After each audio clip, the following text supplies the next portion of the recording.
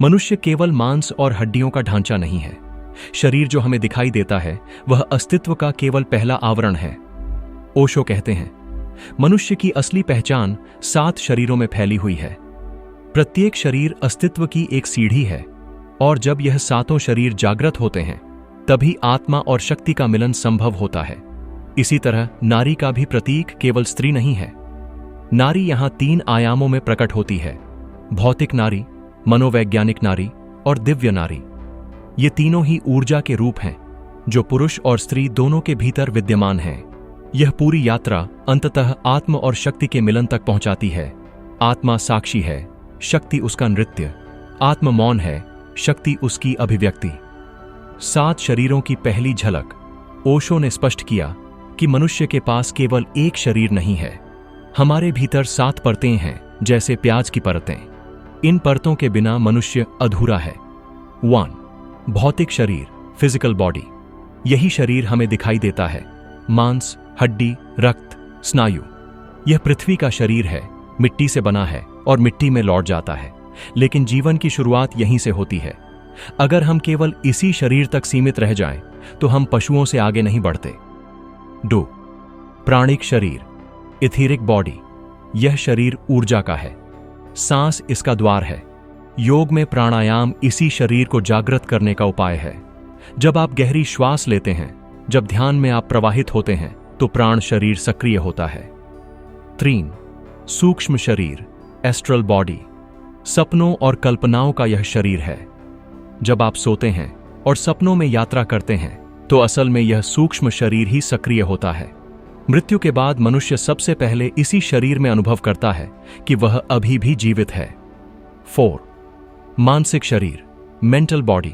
यह विचारों, स्मृतियों और बुद्धि का घर है। यही शरीर हमें तर्क करने, विज्ञान रचने और कला बनाने की क्षमता देता है। 5. आध्यात्मिक शरीर, स्पिरिचुअल बॉडी। यहां ध्यान का द्वार खुलता है। यह शरीर हमें आत्मा से जोड़ता है। साधना का उद्देश्य इसी शरीर का उदय है। 6. कॉस्मिक शरीर, कॉस्मिक बॉडी। यहां व्यक्ति मैं से हम में प्रवेश करता है। यह अनुभव होता है कि मैं और अस्तित्व अलग नहीं है। यही वह क्षण है जब करुणा का झरना फूटता है। 7. निर्वाणिक शरीर, निर्वाणिक बॉडी। अंतिम शरीर, जहां सब विलीन हो जाता है। यहां न आत्म बचती है, न शक्ति, न द्वैत, केवल शून्यता, केवल मौन।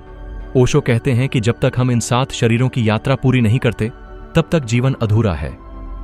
3 नारी, शक्ति के 3 आयाम नारी यहां केवल स्त्री के रूप में नहीं है, बल्कि ऊर्जा का प्रतीक है। ओशो इसे 3 स्तरों पर समझाते हैं। 1. भौतिक नारी, यह आकर्षण और जन्म देने वाली शक्ति है। नारी यहां मां है, प्रेमिका है, जीवनदायिनी है। वह शरीर को जन्म देती है और इसलिए उसे धरती कहा गया है। 2. मनोवैज्ञानिक नारी, यह भावनाओं और मन की नारी है। वह प्रेम, करुणा, संवेदनशीलता और संबंधों की ऊर्जा है। पुरुष के भीतर भी यह नारी विद्यमान है, उसकी संवेदनशीलता, उसकी भावनाएं। 3. दिव्य नारी, आध्यात्मिक नारी। यह शक्ति का सर्वोच्च रूप है, जिसे संस्कृत में आदिशक्ति कहा गया। काली, दुर्गा, राधा, पार्वती, ये उसी दिव्य नारी के प्रतीक हैं। जब साधक भीतर उतरता है तो उसे यह दिव्य नारी मिलती है, जो आत्मा की संगिनी है। आत्म और शक्ति का संगम। आत्मा और शक्ति एक दूसरे के बिना अधूरे हैं। आत्मा मौन है, निष्क्रिय है। शक्ति सक्रिय है, नृत्य है। जब आत्मा और शक्ति मिलते हैं तब सृजन होता है। ओशो कहते हैं, आत्मा पुरुष है, शक्ति नारी है। लेकिन यह पुरुष और नारी जैविक अर्थ में नहीं है, बल्कि अस्तित्व के 2 ध्रुव हैं। आत्मा के बिना शक्ति अंधी है, शक्ति के बिना आत्मा निष्क्रिय है। जब दोनों मिलते हैं तब भीतर महाप्रकाश का उदय होता है। साधना का पहला चरण, शरीर से परे देखना। हम सब अपने भौतिक शरीर से इतने तादात्म्य हो चुके हैं कि हमें लगता है यही हम हैं। लेकिन साधना का पहला कदम यही है कि हम देखें, मैं यह शरीर नहीं हूं। ध्यान की छोटी सी प्रक्रिया, बैठ जाइए, आंखें बंद करें, बस गहरी सांस लें और देखें, यह शरीर तो बाहर है, पर भीतर कोई और देख रहा है। यह देखने वाला ही पहला कदम है आत्मा की ओर। 7 शरीर और 3 नारी का संगम। जब साधक 7 शरीरों में यात्रा करता है और भीतर की 3 नारी को पहचानता है, तब उसे समझ आता है कि जीवन केवल यौनिक आकर्षण नहीं है, केवल भावनाएं नहीं हैं, केवल विचार नहीं है। जीवन एक विराट ऊर्जा है जो आत्मा और शक्ति के संगम से जन्मी है। पश्चिमी दृष्टि और पश्चिम में लोग अक्सर शरीर और मन पर ही रुक जाते हैं। विज्ञान ने शरीर को समझा, मनोविज्ञान ने मन को समझा, लेकिन आत्मा और शक्ति को अनदेखा कर दिया। ओशो ने कहा, पूर्व की आध्यात्मिकता और पश्चिम की वैज्ञानिक दृष्टि का मिलन होना चाहिए, तभी मनुष्य संतुलित होगा। यह केवल प्रारंभिक झलक है।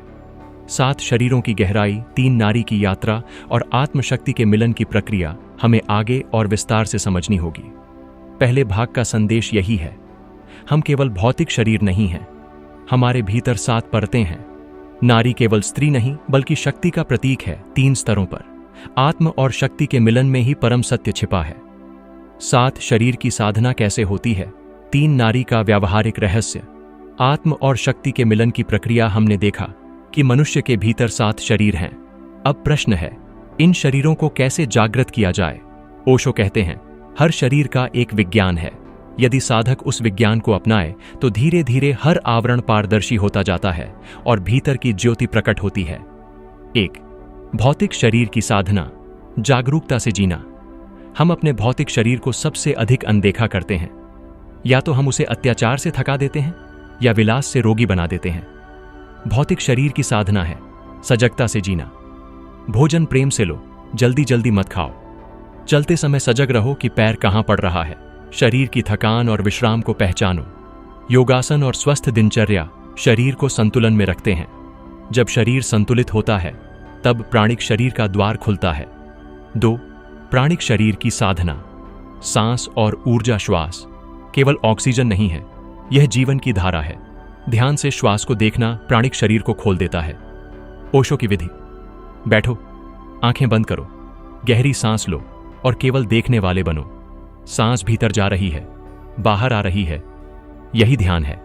धीरे धीरे आपको लगेगा कि आपके भीतर एक ऊर्जा क्षेत्र है जो केवल सांस से नहीं बल्कि पूरे अस्तित्व से जुड़ा है। सूक्ष्म शरीर की साधना, स्वप्न की जागरूकता। हम रात को सपने देखते हैं और सुबह भूल जाते हैं। ओशो कहते हैं, यदि तुम सपनों में जागना सीख जाओ तो तुम सूक्ष्म शरीर में प्रवेश कर सकते हो। एक उपाय है, दिन भर खुद से कहो, जब सपना आएगा मैं याद रखूंगा कि मैं सपना देख रहा हूं। धीरे धीरे यह स्मृति रात में भी जागने लगती है। तब तुम स्वप्न को देखते हो जैसे सिनेमा। यह सूक्ष्म शरीर का द्वार है। 4. मानसिक शरीर की साधना, विचार को देखना। हम सब विचारों में उलझे रहते हैं, परंतु ओशो कहते हैं, विचार शत्रु नहीं हैं, बस उन्हें देखो। एक साधना, बैठो, आंखें बंद करो, मन में जो विचार आए उसे बिना जजमेंट देखो। विचार बादल हैं, तुम आकाश हो। जब यह दूरी बन जाती है तब मानसिक शरीर खुलता है। 5. आध्यात्मिक शरीर की साधना, मौन ध्यान। यहीं से असली ध्यान शुरू होता है। जब विचार शांत हो जाते हैं तो तुम्हें भीतर मौन का अनुभव होता है।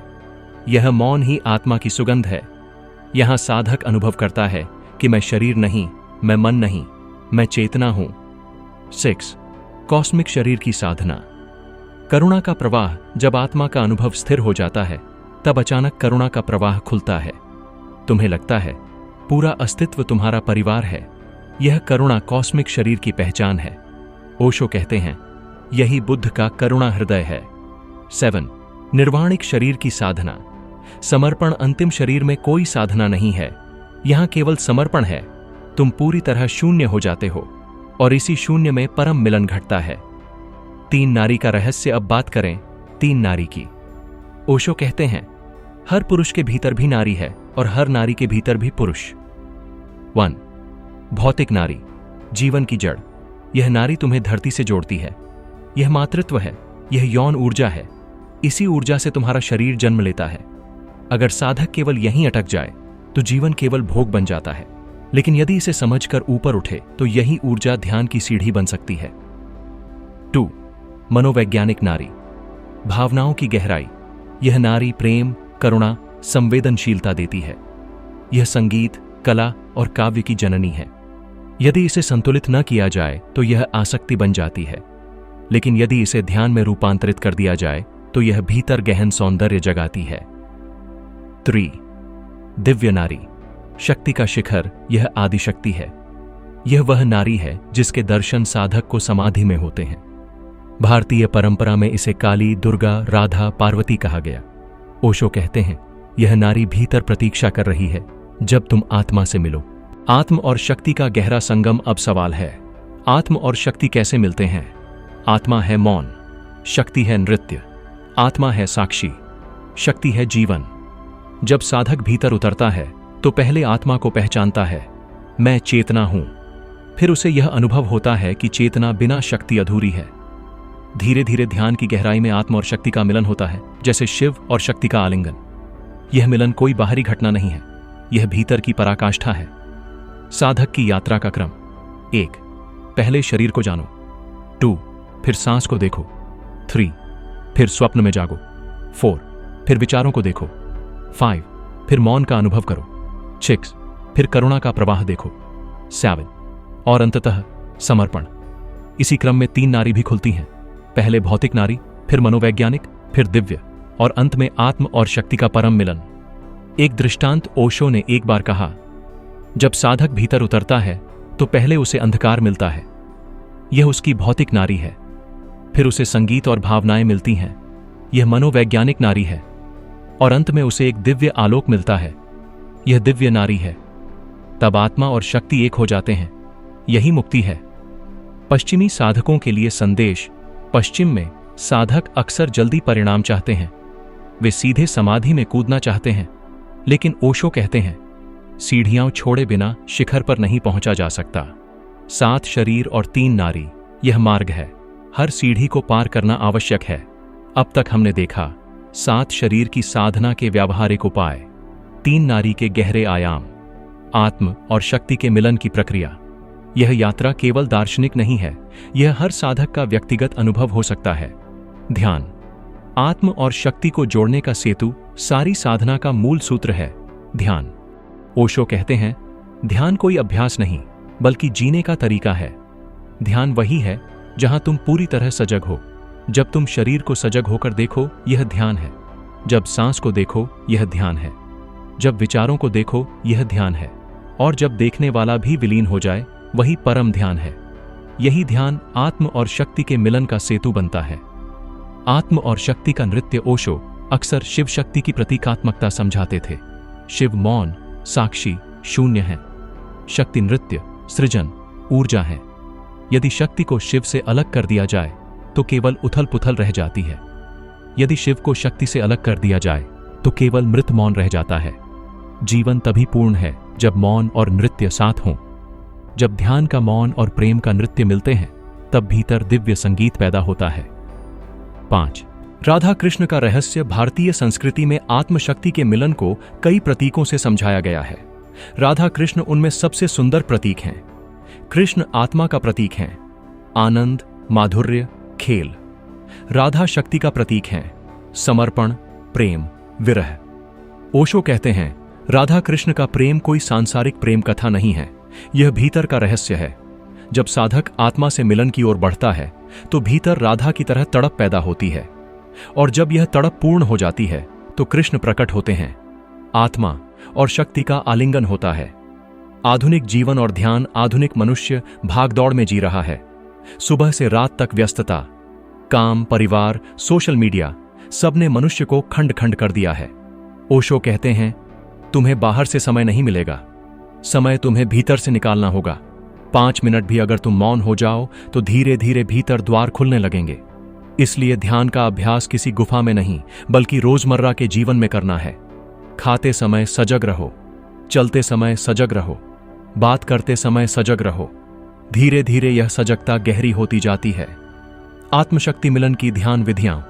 ओशो ने अनेक ध्यान विधियां दी, पर यहां 3 प्रमुख विधियां आत्म और शक्ति के मिलन के लिए। 1. नृत्य ध्यान। ओशो कहते हैं, शरीर को पूर्णता से नचाओ, तब शरीर से बाहर निकलना आसान हो जाता है। संगीत लगाओ, आंखें बंद करो, पूरी तरह से नाचो, जैसे शरीर ऊर्जा की धारा बन गया है। धीरे धीरे नृत्य स्वतः घटित होने लगता है। जब थक जाओ तब मौन हो जाओ। यहां नृत्य शक्ति है और मौन आत्मा, दोनों का संगम होता है। 2. विपश्यना, साक्षी ध्यान। यह सबसे सरल विधि है। बैठो, आंखें बंद करो, श्वास आती जाती रहे, तुम केवल देखो। विचार आते जाते रहें, तुम केवल देखो। धीरे धीरे यह देखने वाला गहरा होता है। तुम पाओगे शक्ति, सांस, विचार, गति चल रही है और आत्मा साक्षी बनी है। दोनों का सामंजस्य भीतर घटित होता है। 3. प्रेम ध्यान। ओशो कहते हैं, ध्यान के बिना प्रेम अधूरा है और प्रेम के बिना ध्यान अधूरा है। किसी प्रियजन को याद करो, उसकी आंखों में देखो या उसका चित्र सामने रखो और भीतर से मौन होकर केवल प्रेम बहने दो। धीरे धीरे यह प्रेम किसी व्यक्ति से हटकर पूरे अस्तित्व में बहने लगता है। यही प्रेम आत्म और शक्ति का मिलन है। 7 शरीर और आत्मशक्ति ध्यान। अब देखते हैं कि 7 शरीरों के स्तर पर आत्मशक्ति कैसे प्रकट होती है। 1. भौतिक शरीर, शक्ति यहां जन्म देती है, आत्मा इसे देखती है। 2. प्राणिक शरीर, शक्ति ऊर्जा के रूप में बहती है, आत्मा साक्षी है। 3. सूक्ष्म शरीर, शक्ति सपनों में यात्रा करती है, आत्मा देख रही है। 4. मानसिक शरीर, शक्ति विचारों में खेल रही है, आत्मा मौन है। 5. आध्यात्मिक शरीर, शक्ति ध्यान में रूपांतरित हो रही है, आत्मा निकट है। 6. कॉस्मिक शरीर, शक्ति करुणा बन गई है, आत्मा करुणा को आलिंगन कर रही है। 7. निर्वाणिक शरीर, यहां आत्मा और शक्ति का अंतर मिट गया, केवल शून्य रह गया। आत्मा और शक्ति का प्रेम, ओशो ने कहा, आत्मा और शक्ति का प्रेम ही असली प्रेम है। जो तुम संसार में प्रेम कहते हो वह केवल झलक है। सच्चा प्रेम तभी संभव है जब भीतर आत्मा और शक्ति का मिलन हो। इस प्रेम में न कोई स्वार्थ है, न कोई शर्त। यह प्रेम करुणा बनकर बहता है। साधक के लिए मार्गदर्शन जल्दी मत करो, हर स्तर को गहराई से जियो। शक्ति को दबाओ मत, आत्मा से जोड़ो। आत्मा को मृत मत रहने दो, शक्ति से नचाओ। यही संतुलन ध्यान का सार है। ओशो का अंतिम संदेश। ओशो कहते हैं, मनुष्य का सबसे बड़ा सौभाग्य यह है कि वह आत्म और शक्ति का मिलन कर सकता है। लेकिन यह मिलन तभी होगा जब तुम भीतर उतरने का साहस करोगे। भय मत करो, भीतर अंधेरा दिखेगा, लेकिन वही अंधेरा तुम्हें प्रकाश तक ले जाएगा। ध्यान की विधियां आत्म और शक्ति को कैसे जोड़ती हैं? शिव शक्ति और राधा कृष्ण के प्रतीक। 7 शरीरों के स्तर पर आत्मशक्ति का खेल। यह यात्रा केवल दार्शनिक नहीं बल्कि जीवित अनुभव है। जो भी साधक इसे अपनाएगा उसका जीवन एक उत्सव बन जाएगा।